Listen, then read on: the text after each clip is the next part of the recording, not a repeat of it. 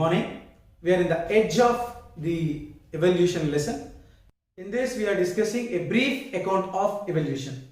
About this concept in the last couple of videos I already told you geological timescale at the time of evidences of evolution from the fossil department. How the earth has 4 billion years of age. Over the period of time how life has been origin about 2 billion back. Later 1.5 billion back how the protozoans are formed, and how the earth age has been divided into 4 eras, that is the Proteozoic era and the Paleozoic era, Mesozoic era and the Cenozoic era. Each era is having some epochs. So periods. That's like a Cambrian period, Ordovician period, Devonian period, Silurian period, like that. So many periods were there. In that particular change, significant changes were happened in the some particular parts of the epochs. Over the period of time, protozoans, later protozoans, Porifera, Coelacanth, Actinopora, Platyhelminthes, and invertebrates. After the invertebrates, vertebrates. In case of plants, algae, fungi, bryophyta, pteridophyta, gymnosperms, angiosperms are developed. But in this lesson, you are going to learn peculiar points in a particular change happened exactly how many million years back. So about some 10 couple of points I am going to discuss. Just listen carefully. You see some typical points regarding the NCERT about evolution. The first cellular forms occurred 200 million years ago. 200 million years ago means 2 billion years ago. Mind it, in the options maybe billions or millions according to their accurate information will be there. So first cellular forms, but Earth was formed 4 billion years, nothing but 4,000 million years back. So half of the time taken for the formation of the life on the earth. Next, single cell organisms, SCO here I written. Single cell organisms, nothing but Cyanobacteria becomes protozoans here. Okay. So here first cellular forms means Cyanobacteria. Cyanobacteria is formed 2 billion years ago, but Cyanobacteria gives rise to protozoans. So protozoans are formed 500 million years ago. Means how many years after earth formation? Means 3500 years after. So 4000 minus 500. Questions may appear like that. Now later jawless fishes are formed. Jawless fishes. In first year invertebrata part, at protochordate I discussed cyclostomes, right? So cyclostomata, nothing but petromyzon, myxine, hagfish, lampreys. They are having a suctorial mouth. They used to suck the blood of the vertebrates. They are Agnatha. Agnatha means what? Jawless.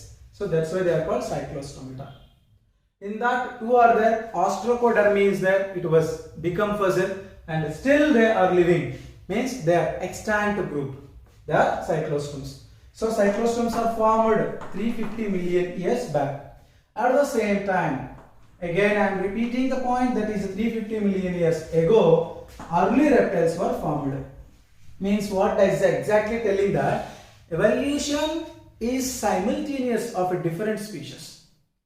Don't think that the fishes are trying to overcome the problem from the water and comes to the land. Yes, some of them came out and later they gone back to the water. And we will see some coelacanth fishes. They are also called dipnoid fishes. They are named as lung fishes. They have a lung. So they are uncles of amphibians. They were lived in the mudland or soil without water. So from that amphibians has come. Amphibians are survived little time on the land. Later again for the hatching or reproduction they are going for water. That's why amphibians are not successful terrestrial vertebrates. But reptiles are the first successful terrestrial vertebrates. The reason they could able to give the birth on land. Even some reptiles are belongs to water. They can give the birth. They lay eggs without any disturbance. Calcareous eggs, nothing but shelled eggs. They can protect the development of the organism inside the shell on the land. That is why terrestrial successful vertebrates are reptiles. Okay. Now, next point, the seaweeds and a few plants are appeared in 320 million years ago, and dinosaurs major role here in Mesozoic era. What is that? Precambrian. In Mesozoic era, Jurassic period will be there, Triassic period will be there. In that they appeared in Jurassic period, they are extant, and later in the Cretaceous period they were completely vanished. So that dinosaurs are extinct 100 million years ago, but later suddenly they appeared few species, like so many other Tyrannosaurus, Stegosaurus, Brachiosaurus. If you observe the NCERT textbook, evolution of the a pie chart has been given. Sorry, family tree of the dinosaurs has been produced. One side long-necked Brachiosaurus will be there. One side massive massive jaws consist of Tyrannosaurus is there. So evolution of dinosaurs is a very clear example for the evolution history. Now, so dinosaurs are suddenly appeared after that Mesozoic, but again 65 million years back they are disappeared. This is a part of reptiles. From the reptiles, one side from the extincted dinosaurs, there was an Archaeopteryx has come. Connecting links, all these are. Archaeopteryx gives rise to birds, whereas some crocodile part is there in the reptiles. From the crocodile part, some what called early mammals were linked. So prototherians to metatherians. Later mammals has come. In the they are including mammals. Later eutherians has come. In the eutherians, primates has come. In the primates, monkey, ape, gibbon, and all. How ape become human will be discussed in the next class. That is the evolution of man. Don't think that man has come from the monkey. Man has come out by the evolution of ape. Understand? That is a secret of the evolution behind the history. Now, if we discuss some part of plant evolution, okay, simultaneously the plants are also from the algae. Algae lives with the water. Out of the water, plants tried as amphibians. They are bryophytes. The bryophytes are also called amphibiate plants. Later, some seeded plants were there. They are the gymnosperms and angiosperms. Like the gymnosperms and angiosperms both are seeded. Before that, pteridophytes were there. Pteridophytes are ferns, horsetails, mosses, everything from the bryophytes and pteridophytes has evolved. From the pteridophytes, lot of vascular tissue has been developed and seeds were developed, becomes gymnosperms. But gymnosperms cannot flower. So that flowering character seen in the modern plants, that is about angiosperms. This is how plants are also followed the evolution. So if you say some evidences from the connecting link, connecting link means if you see Archaeopteryx, it is a missing link. Missing link means the difference between connecting link and missing link I will tell you. Connecting link is an organism that have a characters of two different species or two different group of organisms, but still this is living. That is called connecting link. Example, if you want connecting link, what is that? Duckbill platypus, Ornithorhynchus, that is living, but it has a character of laying egg. This is a reptile character, but it is able to produce the milk just like a mammal. So that it is a connecting link. Protyrospongia, it is a connecting link between protozoa as well as porifera. Like there are some missing links are there. Missing link means what? An organism that have a characters of two different groups, but today it was not living. It once upon a time it was living. It was missing now. So Archaeopteryx. Archaeopteryx has a characters of both birds as well as reptiles. Just like reptiles, they have a teeth. Just like birds, they have a beak. Just like birds, they have a feathers. Just like reptiles, they have a horns. Clear? Nothing but scales. So these are connecting links and missing links. Go for the different types of connecting links and missing links for the example reference. Apart from all this, I would like to provide a small visual for you to understand entire the discussion about the brief account of evolution. Listen carefully. The study of evolution is not complete without considering how the first form of life came into being.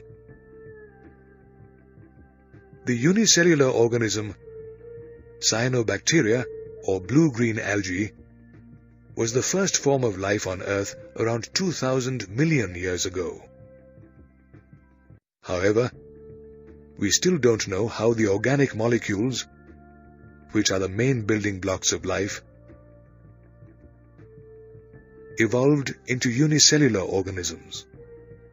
Probably some of these cells, for example Cyanobacteria, could oxygenate the atmosphere, thereby making way for other life forms to evolve. The reaction for the release of oxygen might have been similar to the light reaction during photosynthesis in plants. During photosynthesis, the sun's energy helps to split water, resulting in the release of electrons that are channelized further by light-harvesting pigments. This reaction ends in the formation of carbohydrates and the release of oxygen. Gradually, protists developed and slowly evolved into multicellular life forms. Let's look at the geological timescale to understand which different events occurred at what time in the history of the Earth. The geologic timescale is divided into two eons, Precambrian and Phanerozoic. The Precambrian eon is divided into Hadean, Archean and Proterozoic eras, while the Phanerozoic eon is divided into Paleozoic, Mesozoic and Cenozoic eras. Different life forms evolved in the three eras of the Phanerozoic eon. The Paleozoic era spans from around 540 or 570 million years ago to about 248 million years ago. It is divided into 6 periods, which are the Cambrian, Ordovician, Silurian, Devonian, Carboniferous, and Permian. In the Cambrian period, plant life consisted of primitive algae and seaweeds, while animal life consisted of invertebrates such as sponges, starfish, and sea urchins. In the Ordovician and Silurian periods, true plants with a stem, leaves, and roots developed. At the same time, there was an increase in the population of animals such as sea lilies, mollusks, and sea scorpions. The Ordovician period also marked the evolution of the first vertebrate, the jawless fish, around 350 million years ago.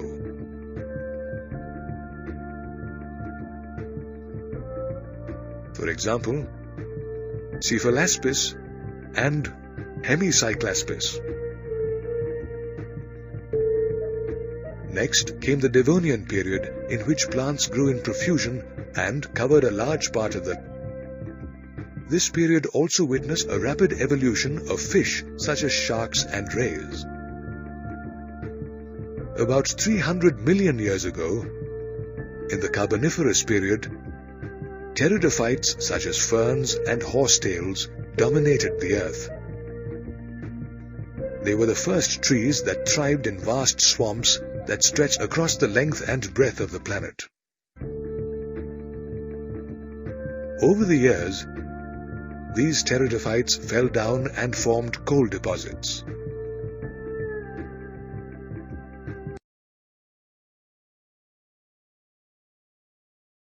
Meanwhile, in the Carboniferous period, around 350 million years ago, there were also fish with stout and strong fins who could move equally well on land as well as in water.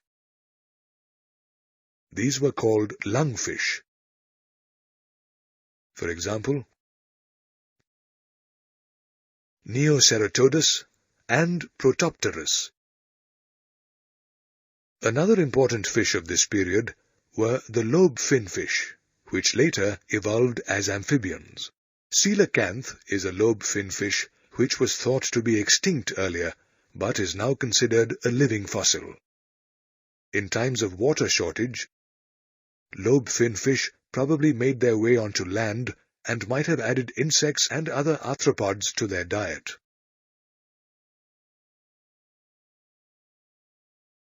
Modern-day descendants of lobe fin fish are frogs and salamanders. The last period of the Paleozoic era was the Permian period, in which amphibians evolved into reptiles. They laid eggs with harder shells that were able to sustain their own water and did not get dehydrated in the absence of water. Thus, reptiles became the first animals to successfully lay eggs on land and are known to be first terrestrial animals. In fact, for reptiles, water was no longer a source of life, but a food source that provided hydration as well. Over millions of years, reptiles evolved into different orders. Each of these orders developed different characteristics which helped them survive in various environments. Today, there are 4 orders of class Reptilia. The first order is Chelonia, which includes turtles and tortoise. The second order, Rhynchocephalia, includes Tuatara. The third order, Squamata, includes lizards and snakes, while the fourth order, Crocodilian, includes crocodiles and alligators. Meanwhile, the plants that existed during the Permian age were ferns. Let us now take a look at the Mesozoic era, which extends from 245 or 248 million years ago to 65 million years ago. This era includes the Triassic, Jurassic, and Cretaceous periods. In the Mesozoic era, around 200 million years ago, some land reptiles went into the water and evolved as fish-like reptiles. For example, Ichthyosaurus.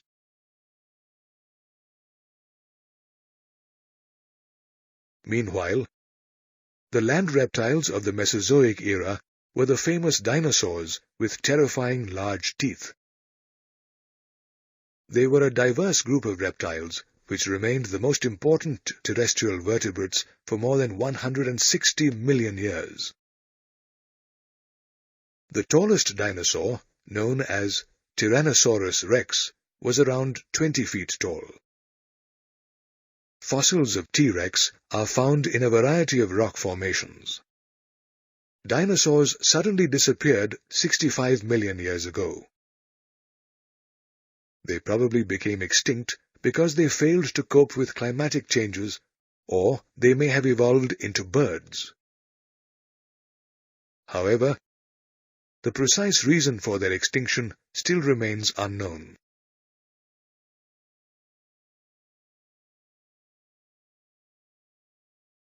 It is estimated that birds have descended from reptilian ancestors such as Ornithischian dinosaurs during the Jurassic period of the Mesozoic era. In fact, birds became modernized in the Cretaceous period of the Mesozoic era. The flora in the Mesozoic era was dominated by flowering plants and non-flowering plants such as ferns, pines, conifers, and cycads. Let us now take a look at the Cenozoic era, which began 65 million years ago and continues till today.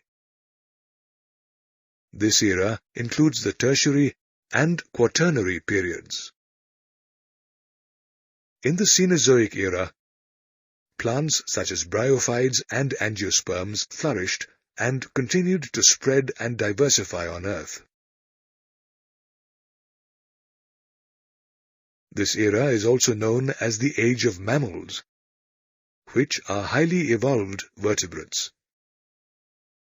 They have a backbone which encloses a network of nerves which leads to a brain contained in a skull.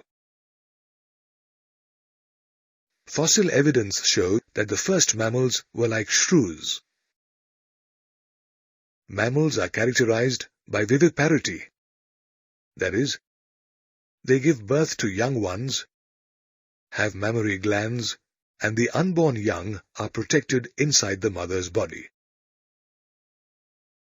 The evolution of mammals was a slow process that spanned across 70 million years. Mammals were more intelligent in sensing and avoiding danger. In South America, there were mammals resembling the present-day horse, hippopotamus, bear, and rabbit. Due to continental drift in ancient times, land masses broke apart and consequently the landmass of South America joined North America. As a result, South American mammals were overridden by North American mammals. Continental drift also caused the safe development of the Australian marsupials.